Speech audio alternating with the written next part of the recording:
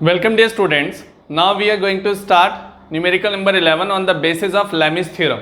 जैसा कि हमने लैमिस थ्योरम के भी एक्सप्रेशन देखा लास्ट लेक्चर के अंदर, जिसमें हमने F1 और उनके एंगल F2, F3 के एंगल्स देखे और किस तरीके से हमने उसे F1 upon sine angle, F2 upon sine angle, F3 upon sine angle, ये एक्सप्रेशन हमने निकाला था। तो लैमिस थ्योरम के बेसिस पर ही एक न्यूमेरिकल हमसे पूछा गया है कि अगर एक स्फीयर हमें दे दिया जाता है, एक स्फीयर हमें दे दिया जाता है और फिगर आप देख पा रहे होंगे, ये स्मूथ वॉल है, स्मूथ वॉल, और ये इंक्लाइन है by an angle of 15 degree, 15 degree से ये लटक रहा है नीचे की तरफ, और इस पर वेट लग रहा है 100 न्यूटन का, 100 न्यूटन का। तो क्वेश्चन ये है, what is the reaction force here, यहाँ रिएक्शन फोर्स क्या होगा। जैसे कि हमने प्रीवियस स्लाइड्स के अंदर और प्रीवियस लेक्चर के अंदर पढ़ा था कि वेट फोर्स होता है, कोई भी फिगर हमें दे दी जाती थी तो हम वेट फोर्स फाइंड आउट करते थे। सेकंड वेट फोर्स के बाद हम आते थे रिएक्शन फोर्स पर, रिएक्शन फोर्स फाइंड आउट करने के बाद थर्ड हम निकालते थे यहाँ पर टेंशन फोर्स, अगर यहाँ कोई स्ट्रिंग होती थी तो सबसे पहले हम इसका फ्री बॉडी डायग्राम बनाएंगे। और फ्री बॉडी डायग्राम, जिन बच्चों ने फ्री बॉडी डायग्राम का लेक्चर नहीं देखा है तो सबसे पहले आपको फ्री बॉडी डायग्राम देखना पड़ेगा, जो कि आपको डिस्क्रिप्शन में लिंक मेंशन होगा। सो यहाँ 15 डिग्री का एंगल मुझे दिया हुआ है और इसका फ्री बॉडी डायग्राम मुझे पहले बनाना पड़ेगा। उससे पहले मुझे यहाँ देखना है क्या ये वेट फोर्स है, यस 100 न्यूटन का वेट फोर्स लग रहा है। क्या यहाँ पर रिएक्शन फोर्स है, रिएक्शन फोर्स किससे एसोसिएट होती थी, सरफेस से। जहां पर सरफेस आती थी वहां रिएक्शन फोर्स आता था, जहां पर ग्रेविटी आती थी वहां वेट फोर्स आता था, तो ग्रेविटेशनल फोर्स यहाँ होगा।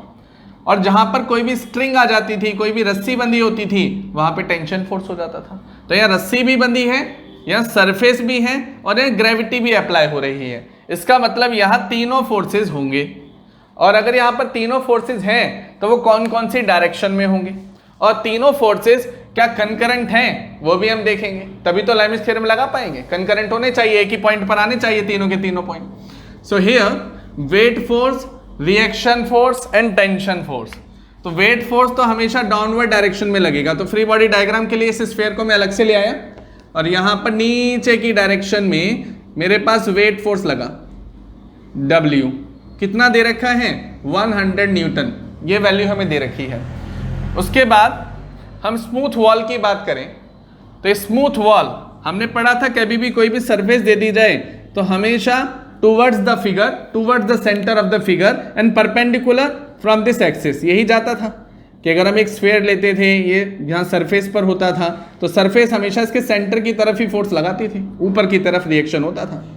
तो यहाँ पर सरफेस है टुवर्ड्स द बॉडी, तो टुवर्ड्स द बॉडी, बॉडी इधर है तो रिएक्शन फोर्स किस डायरेक्शन में लगेगा, इस डायरेक्शन में लगेगा। तो रिएक्शन फोर्स मेरा इस डायरेक्शन में आया, दैट मीन्स यहां पर बॉल पर रिएक्शन फोर्स यहां लगेगा, ये हमारा आर हो गया, बिल्कुल सीधा सीधा चलता हुआ जाएगा ये आगे की तरफ, तो that is called reaction force. Wait,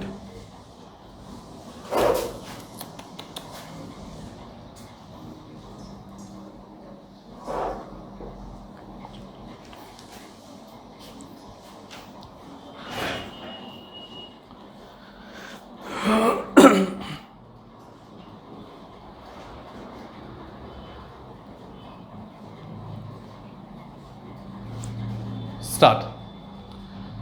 so reaction force इस डायरेक्शन में लगेगा बिकॉज सरफेस यहां पर है, सरफेस से परपेंडिकुलर ये लगता था टुवर्ड्स द बॉडी, तो सरफेस से परपेंडिकुलर टुवर्ड्स द बॉडी, तो इस फोर्स की लाइन बिल्कुल सीधी आएगी आगे की तरफ। ऐसा मैं इसलिए बता रहा हूं क्योंकि बाद में जाके कंफ्यूजन ना हो।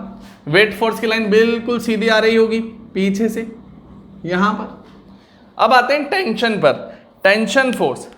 तो टेंशन फोर्स किधर लगेगा इस पर, इसे रस्सी से पकड़ के नीचे तो डाल नहीं सकते, रस्सी की वजह से नीचे नहीं आएगा, ये अपनी ग्रेविटी की वजह से नीचे आ रहा है। लेकिन अगर रस्सी पर मुझे तनाव पैदा करना है, टेंशन पैदा करनी है, तो मुझे इस रस्सी को ऊपर की तरफ ही खींचना पड़ेगा, तब टेंशन पैदा होगी। तो रस्सी में जो स्लैग होगा वो नीचे की तरफ से तो नहीं होगा, ऊपर की तरफ खींचने से होगा, तो टेंशन यहां पर ऊपर की डायरेक्शन में लगेगी। कि जो तनाव हमें पैदा करना है कि स्लैग प्रोड्यूस ना हो, अगर रस्सी से पकड़ के किसी बॉडी को मैं फ्रीली नीचे डालता हूं तो स्लैग प्रोड्यूस हो जाएगा, रस्सी में ढिलाई आ सकती है, तो तनाव ग्रेविटी के कारण तो पैदा हुआ नहीं। तो तनाव किसके कारण पैदा होगा? कहीं मैंने इसे फिक्स कर रखा है और ऊपर की तरफ खींचूं तो टेंशन ऊपर की तरफ पैदा हो। दैट मीन्स यहां पर टेंशन इस डायरेक्शन में लगी, तो ये टेंशन फोर्स। तो यहां 3 तरीके के फोर्स हमने देखे, weight force, then reaction force and then tension force. लेकिन एक समस्या आ गई। समस्या क्या? कि किसी की टेल कहीं आ रही है, किसी का हेड कहीं आ रहा है। और अगर मैं पॉइंट की बात करूं कि किसी एक पर्टिकुलर पॉइंट पर तीनों फोर्स लगने चाहिए, तो हम देख पाएंगे यहां पर अगर नीचे की डायरेक्शन में एक F1 फोर्स होता था तो इस डायरेक्शन में F2 होना चाहिए, इस डायरेक्शन में F3 होना चाहिए। सभी की टेल एक पर्टिकुलर पॉइंट पर आनी चाहिए, सभी की टेल। मान लेते हैं इस वेट फोर्स की टेल यहां पर है, तो इस वेट फोर्स की टेल हम यहां पर बना लेते हैं। वेट फोर्स सीधा नीचे आ रहा है, कितना? 100 न्यूटन, ठीक है। उसके बाद रिएक्शन फोर्स की टेल यहां पर है। अगर इसी रिएक्शन फोर्स को सीधा आगे ले जाऊं पूरी इस एक्सिस पर, तो रिएक्शन फोर्स मुझे यहां पर दिखाई देगा। तभी एक्सिस मैंने ऑलरेडी पहले ही बनाई थी कि जो रिएक्शन लगेगी वो यहां से ऐसे सीधी जाएगी, तो रिएक्शन फोर्स यहां पर लग गई। टेंशन फोर्स की टेल यहां पर मिल रही है, टेंशन फोर्स ने कोई टेंशन नहीं दी इस बारे में, तो बिल्कुल यहां पर जाएगा टेंशन। अब बात आती है इनके एंगल्स की, कि एंगल मुझे दे रखा है 15 डिग्री। दैट मीन्स अगर ये एंगल 15 डिग्री है तो ध्यान से देखना, ये वाला एंगल 15 डिग्री है, तो ये वाला एंगल ऑल्टरनेट इंटीरियर एंगल से 15 डिग्री होगा कि नहीं होगा? मान लो यहां पर मैंने एक और पैरेलल लाइन खींच दी। अगर मैं एक पैरेलल लाइन और खींचता हूं तो ये देखना 2 पैरेलल लाइन ना, इसे अलग से करके दिखा देता हूं। इधर स्मूथ सरफेस और इधर इसके साथ एक और पैरेलल लाइन मैंने खींच दी, जो कि इसके सेंटर पर जाके मिल रही है, इस स्फीयर के सेंटर पर जाके मिल रही है। यहां से ऐसा कुछ, ये एंगल है 15 डिग्री। तो यहां देखना, जब हम 2 पैरेलल लाइन लेते थे, it is behave like a transversal, तो ऑल्टरनेट इंटीरियर एंगल इक्वल हुआ ना 15 डिग्री 15 डिग्री। तो यहां से ये वाला एंगल मेरा 15 डिग्री आया। इसका मतलब अगर मैं एक एक्सिस यहां पर लेता हूं ये, तो ये 15 डिग्री एंगल बना। अब हमें एंगल की भी तो खोज करनी है, इन तीनों फोर्सेस के एंगल क्या क्या होंगे, तभी हम लेमिस थ्योरम बता पाएंगे। तो इन तीनों एंगल्स को फाइंड आउट करने के लिए मेरे पास लिंक मिल चुका है 15 डिग्री से। तो ये एंगल 15 डिग्री, तो ये 90 डिग्री बन रहा है, ये भी 90 डिग्री बन रहा है। तो ये एंगल कितना हो जाएगा? 90 plus 90 180 degree, 180 degree plus 15 degree कितना हो जाएगा? 195 डिग्री। 360 डिग्री टोटल एंगल होता है, 360 डिग्री। 360 में से 195 डिग्री को माइनस कर दिया जाए तो कितना आएगा? 10 में से 5 गए 5, फिर यहाँ पर आ जाएगा मेरे पास हेयर इट इज 5, 15 में से 9 गए 6, देन यहाँ आ जाएगा 165 डिग्री। तो एंगल आया 165 डिग्री। लेकिन अभी भी बात आ रही है कंप्लीट एंगल की। ये एक एंगल कंप्लीट हो गया, लेकिन ये वाला एंगल पूरा एक कंप्लीट नहीं हुआ। इस टेंशन और इस रिएक्शन के बीच में लगने वाला एंगल, मान लो इसे F1, इसे F2 और इसे F3, तो इन तीनों के बीच में लगने वाला एंगल लेते थे ना, इधर 90 डिग्री और इधर 15 डिग्री। तो टोटल एंगल कितना हो गया यहाँ पर? 19 और 15 105 डिग्री, यहाँ टोटल 165 और यहाँ टोटल 90 डिग्री। तो अगर मैं यहाँ पर इसका रिजल्टेंट पार्ट बनाऊं दोबारा से, तो ये मेरा पॉइंट, इस डायरेक्शन में टेंशन, इस डायरेक्शन में रिएक्शन और इस डायरेक्शन में लगा वेट फोर्स। वेट फोर्स आया 100 न्यूटन W, इधर आया रिएक्शन फोर्स और इधर आया मेरे पास टेंशन फोर्स। इतना होने के बाद ये जो पार्ट आया इसको बोलते हैं 105 डिग्री, ये पार्ट आया 90 डिग्री और इस पार्ट को हम बोलते हैं 165 डिग्री। अब इसको अल्फा मान लें, इसको बीटा और इसको gamma. Alpha, beta and gamma, ये तीनों पोर्शन मेरे पास आ गए। अब ये तीनों पोर्शन मेरे पास निकलने के बाद हम यहां पर लेमिस थ्योरम अप्लाई कर सकते हैं। So according to the Lami's theorem, here it is reaction force we need to calculate, reaction upon sine. तो रिएक्शन के जस्ट अपोजिट क्या बना? साइन गामा बना, is equal to, then tension force की हम बात करें, टेंशन के अपोजिट क्या बना? बीटा बना। Is equal to then weight force that is called 100 के अपोजिट क्या बना, साइन अल्फा बना. सो रिएक्शन फोर्स की अगर मैं बात करूं, we need to calculate reaction force. So reaction force upon sine gamma, here it is 165 degree. If I talk about tension force, so tension upon sine beta it is sin 90 degree. Then 100 upon sine alpha is sine 105 degree. So अगर मुझे यहाँ reaction force निकालना है तो इस first और third को comparison कर दो, क्योंकि प्योरली क्या बनेगी मेरे पास, कांस्टेंट टर्म बनेगी. तो इस रिएक्शन फोर्स और इस 100 वाली टर्म को हम बाहर ले लेंगे. तो reaction force upon sine 165 degree is equal to 100 upon sine 105 degree. ये पार्ट मेरे पास आया, first and third. So compare first and third to calculate the value of R. So compare first and third to calculate the value of R. Then what will be the value here?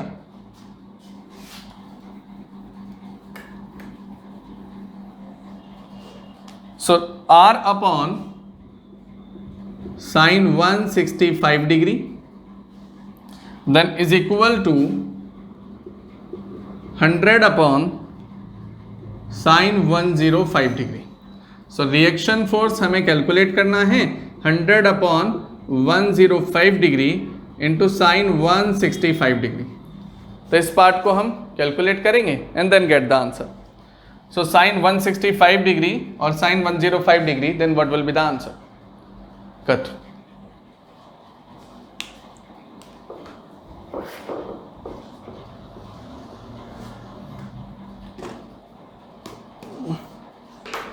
Start. So now 100 upon 105 degree into sin 65 degree. So what is the value of sin 165 degree according to the Kelsey? It is 0.25 multiplied by 100.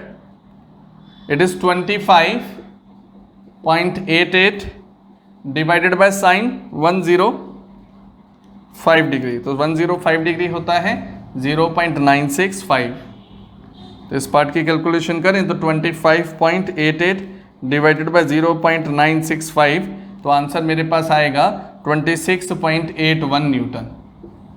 It is R reaction force in this direction. ठीक है, away from the centre. अगर मुझे towards the centre लेना है तो negative आ जाएगा, यही होगा ना. ये तो अवे फ्रॉम द सेंटर गया ना. अगर मुझे टुवर्ड्स द सेंटर लेना तो ये माइनस आ जाएगा. Away from the centre positive, towards the centre negative. So I hope you understand this numerical very well. Again I summarize it कि हमें यहाँ पर स्फीयर दिया गया था, 15 डिग्री का एंगल दिया गया था. इन तीनों फोर्सेस का टेल हमने लिया. टेल को निकालने के बाद हमने इसे सिंप्लीफाई किया, एंगल्स को कैलकुलेट किया and apply the Lami's theorem and then we can compare first and third part. इसी क्वेश्चन में अगर टेंशन दे दिया जाता तो टेंशन भी हम निकाल सकते हैं. इसको इसके साथ कंपेयर कर दें, आंसर टेंशन का भी आ जाएगा. So I hope you understand this numerical very well. So लौटेंगे कुछ और नए न्यूमेरिकल के साथ. तब तक के लिए थैंक्स टू जॉइनिंग अस.